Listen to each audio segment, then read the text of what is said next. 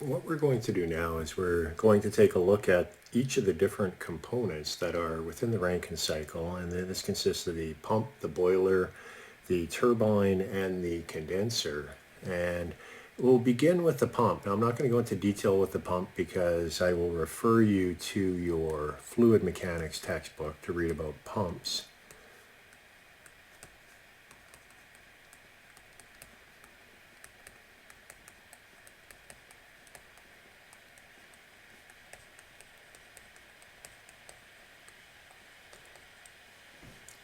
Now, there are different types of pumps, centrifugal pumps, positive displacement pumps, but you can read about those in your fluids book.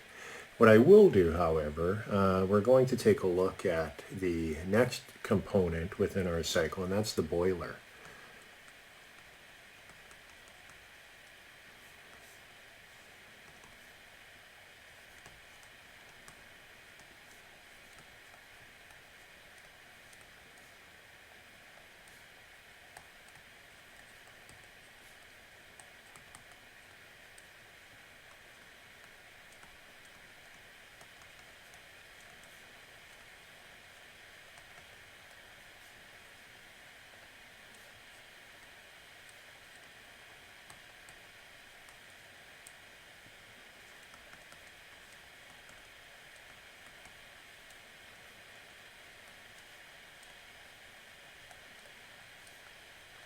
Now, the design of the boiler will depend upon what is being combusted. Now, this is assuming that we're using fossil fuels. We could be using solar energy, or we could also be using nuclear energy in the case of a nuclear power plant or a solar thermal power plant. But what we're going to do is we're going to look more specifically at a fossil fuel-based boiler, and that's why I say combusted. And so we can have a variety of different fuels. You can be using coal, which is a solid fuel, oil, a liquid, or natural gas. Now, usually natural gas, you'd have a slightly different design, and that's the combined cycle that we will look at in a later lecture.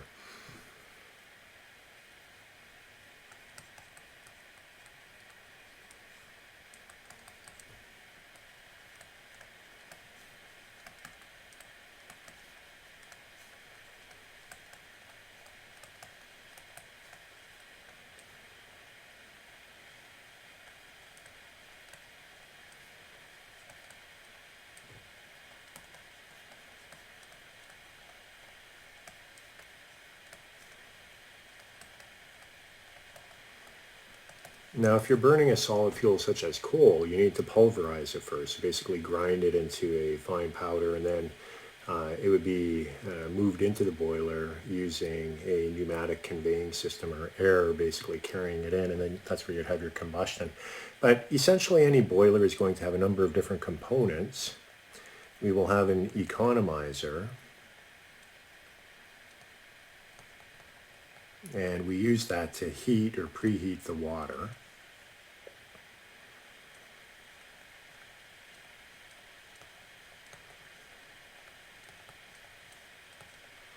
We have furnace wall tubes, and that's where we're going from a water to a vapor.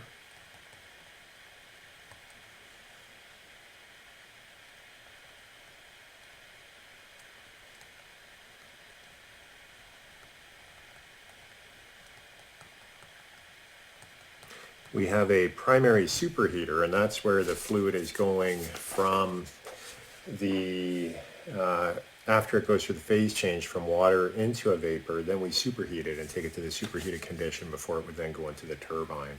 So those are some of the components that we would have in a standard boiler. I'm now going to draw a schematic so that we can take a look at what the boiler looks like.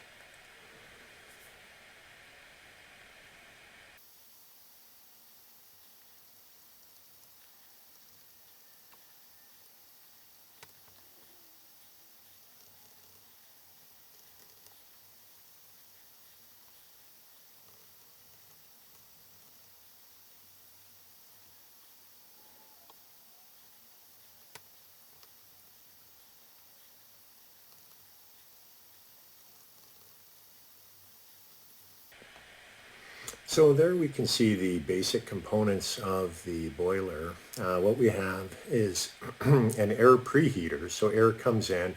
These fins up here denote the fact that we would have heat exchange, and the preheated air would come through a blower. The blower may be before you preheat, but I'm just showing it here that it's coming in at the point right before the burners.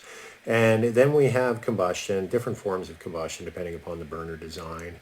The flames could be going together, going up the stack in different types of combinations. But the primary heat transfer here in the beginning, early stages, is through radiative heat transfer, which is then being transferred to the water. So we have water coming in from the pump, going through a preheater, coming into the boiler to reduce any kind of thermal shock. And then we are then going through a phase change in this region here. So the water is going from the liquid to the vapor phase. It then leaves as steam, and it might be saturated steam or something around there. There may still be some water droplets in it. After that, it then goes into a superheater. So it goes through the exhaust gas again, and through that process, we add more heat to the steam. We go into the superheated stage or state, and from there we come out and we then move into the turbines. So that's basically a summary of what's going on in a boiler. Let's take a look now at a short little video clip of a sugar mill. Actually, this was taken on the island of Maui in Hawaii, and it's a sugar mill. So it's used for generating process heat, but it's also used for generating electricity. And we'll see a little bit of a video clip of the boiler as well as the stack and the coal going into the boilers. So let's take a look at that.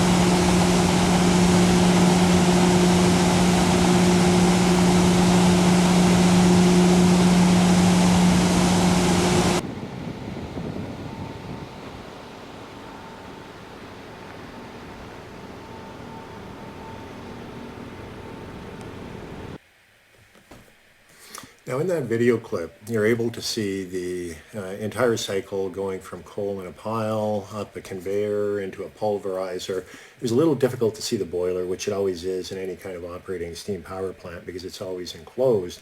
However, you could see the boiler from the very large tubes or ducts that were coming out of it, and then moving on into the vertical stack where there is more dropout of any kind of slag or the byproducts of combustion, the solid components after coal combustion. And you could also see the slag being removed and then taking off site to another location, and that would be used for things like cinder blocks, cinder bricks, other applications. So I'm just going to make a couple of comments here about the operation of boilers that we need to be a little careful with, because you can have byproducts of combustion that can cause damage to your boilers.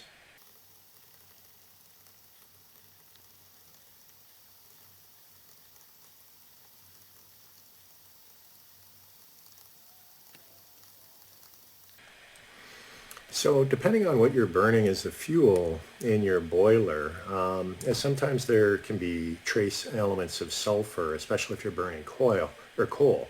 And that sulfur, through the combustion process, can generate different oxide compounds. And if they form with water vapor being in as a byproduct of combustion, that can then condense out in your stack. And You ideally want to avoid that by staying above the dew point of water, and rule of thumb is 15 to 20 degrees Celsius above the dew point of water in your stack, also giving you a buoyant plume then so that it leaves. The downside is that it then goes into the environment, and so we do try to find ways of being able to remove that, either by burning coals that don't have that, or other types of fuel that are a little cleaner. And there's a lot of cleanup that goes on in the vertical stack as well.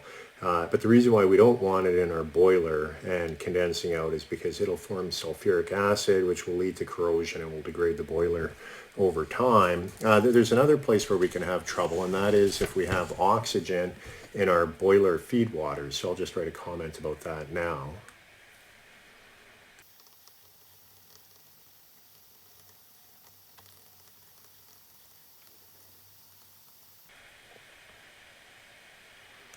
So with this one, what you want to do is you want to get the oxygen out of your feed water. So if there's air bubbles within the feed water or oxygen.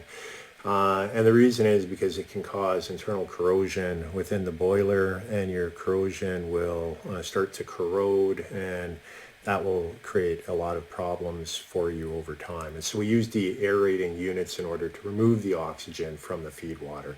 So those are a couple of aspects of boilers. We have to be careful about the stack and sulfuric acid formation, as well as oxygen in the feed water. So the next thing we're going to move on to, we're going to take a look at turbines, which is the next stage after the boiler.